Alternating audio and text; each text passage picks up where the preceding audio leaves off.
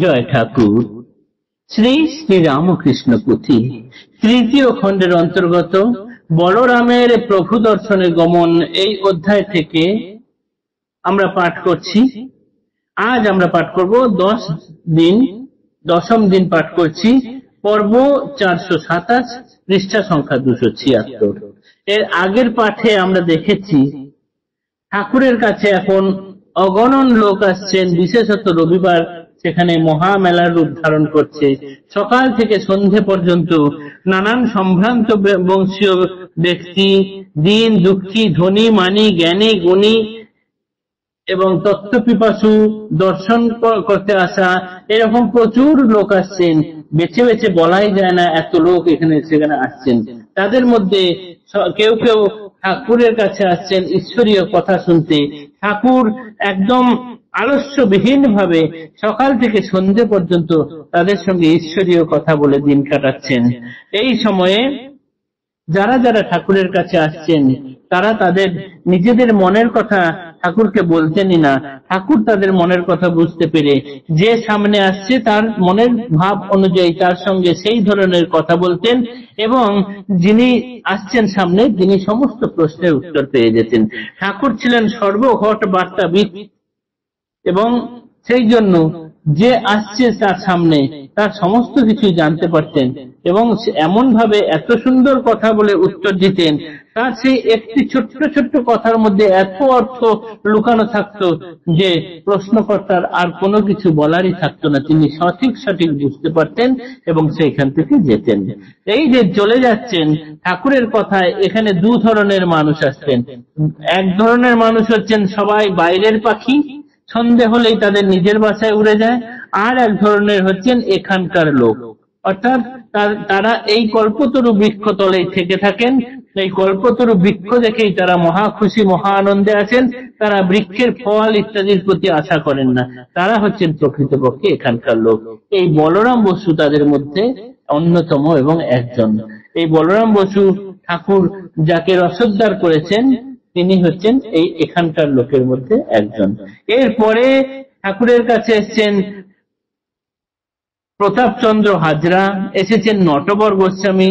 নটবর গোস্বামীর দেশে শ্যামবাজার, ফলুই শ্যামবাজারে বাড়ি আছে, এবং এই প্রতাপচন্দ্র হাজরা এরা ঠাকুরের কাছে এসেছেন। প্রতাপচন্দ্র হাজরার বিশ্বাস খুব কম, কোনো কিছু বিশ্বাস করেন না।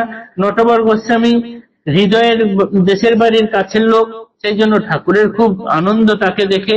বললেন তুমি আমার কাছে থেকে থাকো। এই অবধি গতদিনের পাঠ করেছিলাম। পরে আজকে দেখব এই সব কিছু করার পরে হৃদয়ের এখন কেমন পরিবর্তন হচ্ছে। প্রভুর সেবায় এবে ভাগিনা হৃদয়ে বড়ই শিথিল, আগেকার মতো নয়। অর্থ লোভে হইয়াছে লোভীর আচার, পূজা না পাইলে করে শাস্তি যার তার। লইয়া শ্রী প্রভু দেবে পাণ্ডাগিরি করে, বিনা তঙ্কে প্রবেশিতে না দেয় মন্দিরে। জানিতে পারিলে প্রভু করেন বারণ, তদুত্তরে কহে কটু অপ্রিয় বচন। হৃদয় প্রখর, মুখ হইল অতিশয়, রতিমতি উগ্রতর শ্রী প্রভুর ভয়। কভু কটু কটু ভাষে কভু কভু কটু ভাষে এতই প্রবল, শুনেছি ঝরিত বেশ শ্রীনয়নে জল। পাছে অশ্রু বিসর্জনে অমঙ্গল ঘটে, বলিতেন সকাতরে মায়ের নিকটে। যে মা তার মন প্রাণ ধন ধ্যান জ্ঞান, সম্বল সহায় এক আশ্রয়ের স্থান।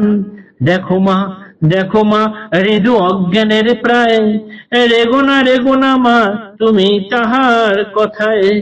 এতই করেছে সেবা মানুষে না করে, যতই না কয় কটু ক্ষমা করো তারে। বহুদিন পূর্ব হতে প্রভু নারায়ণ হৃদয়ের করেছেন জড় অচেতন।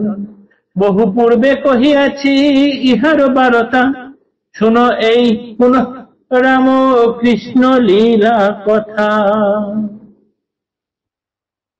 ঠাকুরের কাছে যখন বেশ ভিড় জমতে শুরু করেছে, নানান জায়গাকার মানুষ আসতে শুরু করেছে, হৃদয় এইটাকে তখন কাজে লাগাতে শুরু করলেন।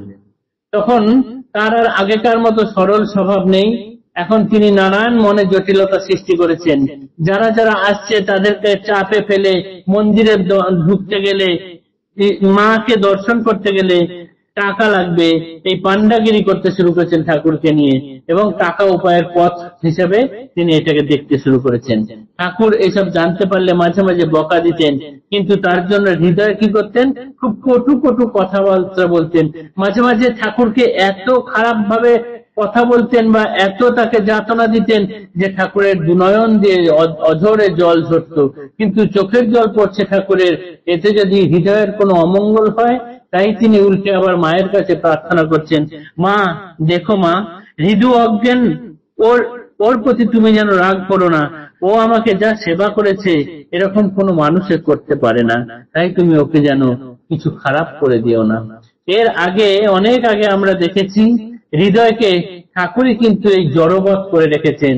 তার শুধু এই জাগতিক লোভ লালসা নিয়েই হৃদয় রয়েছে, কেননা এতটুকু ভাব দেওয়ার চেষ্টা করেছিলেন ঠাকুর, কিন্তু সেটাও হৃদয় সে শরীরে ধারণ করতে পারেনি।